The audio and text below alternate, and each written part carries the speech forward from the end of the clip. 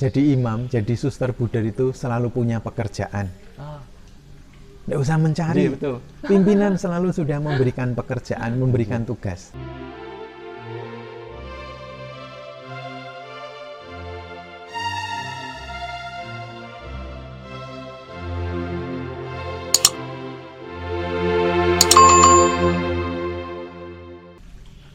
Sasa Sarapan Sabda, hari ini senang sekali bisa berjumpa dengan para penonton Sarapan Sabda dalam edisi Sarapan Sabda Bincang-Bincang Santai dengan seorang Romo, Imam Projo Keuskupan Agung Semarang. Beliau adalah Romo Sukendar Wignyo Sumarto. Selamat pagi Romo. Selamat pagi, Frater Gabriel. Selalu bahagia Romo? Sukacita, Sukacita. sehat. Mantap Romo. Nah, hari ini pertama-tama kami mengucapkan sekali lagi terima kasih Romo atas kesediaan Romo meluangkan waktu sejenak untuk berbincang-bincang santai menyapa umat sekalian. Nah, hari ini kita akan berbicara nih Romo seputar panggilan hidup. Tapi sebelumnya apakah kita sudah boleh lepas masker nggak nih Romo? Untuk protokol kita ya. Untuk protokol. Iya, nanti ketika saya omong saya lepas. Oke, baik Romo. Ji.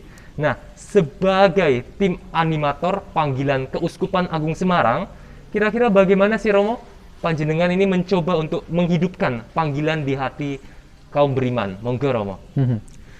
Tim animator itu dibentuk oleh pengurus Unio Keuskupan Agung Semarang untuk masa bakti pelayanan 3 tahun. 3 tahun. Ya, ini tahun pertama saya ambil bagian untuk tim animasi panggilan Keuskupan Agung Semarang. Kami bersyukur menjelang minggu panggilan kemarin, minggu Paskah keempat, kami dikumpulkan oleh Serikat Yesus untuk berkumpul dengan tim animator panggilan dari berbagai tarikat dan keuskupan. Jenderal Yesuit meminta supaya para Yesuit dan seluruh imam dan tarikat-tarikat membuat kultur promosi panggilan. Bagi saya ini inspirasi. Dan saya sebagai bagian dari tim animator panggilan untuk Keuskupan Agung Semarang mengajak romo-romo kami. Satu staf Mertoyudan, Jangli, kemudian beberapa romo paroki dan romo direktur Museum Misi Muntilan. Kami mencoba menghayati apa sih dan bagaimana panggilan imam itu harus menjadi kesadaran kita semua, bukan hanya kesadaran kami tim animator, tetapi menjadi kesadaran setiap imam. Bahkan nanti kami para imam harus menyadarkan umat dan kita semua untuk mencari panggilan, mempersiapkan benih panggilan, harus menjadi usaha kita bersama. Betul. Lantas selama ini berarti bukan saja tim animator panggilan hanya berpusat untuk mencari calon imam projo Romo ya, tapi bekerja sama dengan tarekat lain juga ya Romo? Ya, dan kita kan di Keuskupan Agung Semarang ini punya Muperkas, Musyawarah Pimpinan Religius Keuskupan Agung Semarang. Lalu di setiap kevikepan juga ada ikrar, ikatan komunitas religius dan juga kelompok imam. Kita mencoba bekerja sama supaya tidak setiap tarekat mengatakan kecap nomor 1. Selalu kecap nomor 1. Tetapi kita mengatakan Yesus membentuk atau Yesus menghadirkan gereja dan kita semua sebagai bagian dari gereja perlu untuk membentuk orang-orang yang terlibat di dalamnya. Tarekat-tarekat dengan kesadaran sesuai dengan karisma pendiri dan juga dengan apa yang ingin disampaikan untuk pelayanan umat. Setiap keuskupan dengan visi misi atau kita punya rencana induk keuskupan dan arah dasar keuskupan. Bapak Uskup punya moto penggembalaan. Lalu kita mau apa?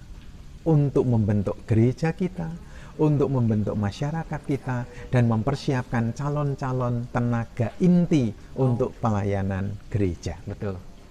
Maka kalau kita membuat aksi panggilan, bukan pertama-tama sekedar ingin mencari calon-calon imam atau calon suster atau calon buder, tetapi kita ingin membentuk karakter imam, karakter orang beriman.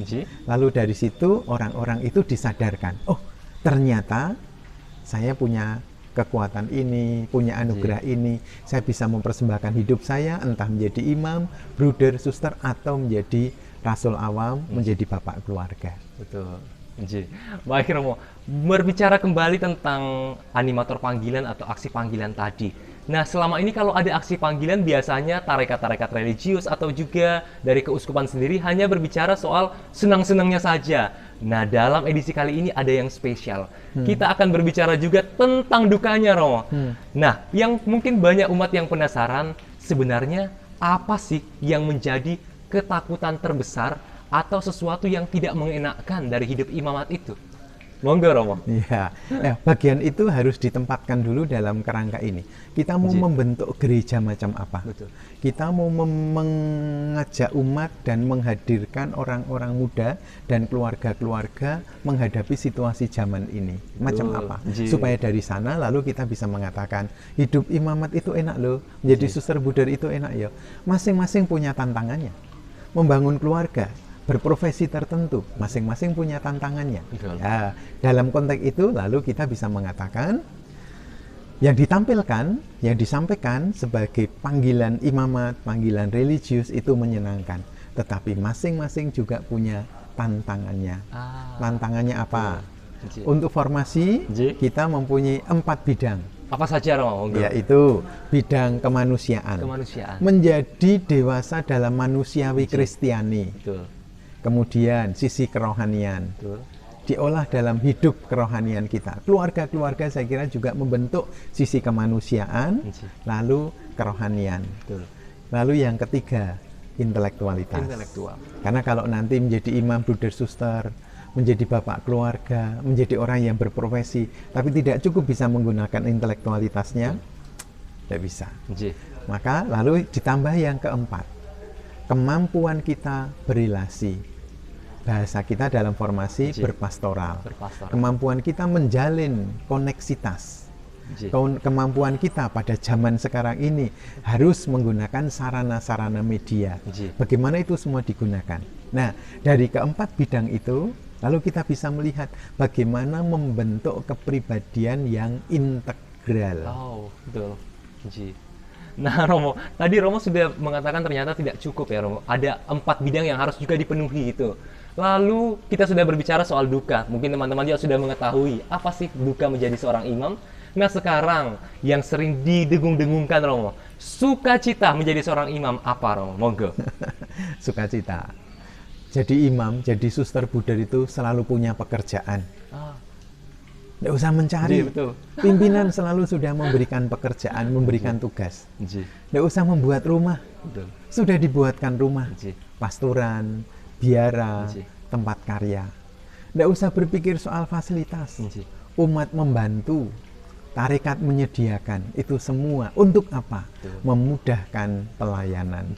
Sehingga dalam aneka macam pelayanan dan tugas-tugas perutusan kita, segala sesuatu dipenuhi supaya kita bisa melaksanakan tugas perutusan dengan sebaik-baiknya. Maka dalam diri tetap harus muncul sikap ugahari. Bertanggung jawab atas anugerah yang diberikan itu dengan mengembangkan tetap 3 prinsip nilai Injili. Apa saja, Romo? Ketaatan, kemurnian, dan kesederhanaan. Ketaatan, kemurnian atau selibat, dan kesederhanaan atau kemiskinan. Itu menjadi landasan hidup kita. Dimanapun kita ditugaskan, enjoy. Dimanapun kita diberi perutusan, kita menempatkan diri sebagai pelayan gereja. Bahkan kalau sudah tua pun sudah disiapkan tempat, Romo. Sampai meninggal juga, Romo. Keuskupan Agung Semarang bertanggung jawab, tarekat-tarekat bertanggung jawab untuk itu. Baik, Romo, kita sudah berbicara nih seputar tentang panggilan hidup. Terutama Romo sebagai tim animator panggilan Keuskupan Agung Semarang. Berarti Keuskupan Agung Semarang juga senantiasa terbuka, Romo, ya, terhadap umat-umat yang mau menanggapi panggilan sebagai imam, biarawan, suster, ya, Romo? Ya, betul. Nah, sekarang kita mungkin sudah boleh pakai masker lagi nih, Romo. Kita mau pamit dulu.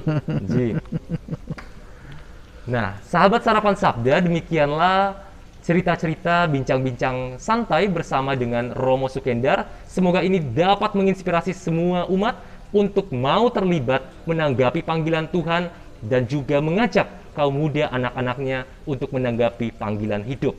Akhir kata, saya Frater Gabriel Singgi bersama dengan Romo Sukendar Francisco Saverius pamit undur diri. Sampai jumpa, matur nuwun dan berkah dalam.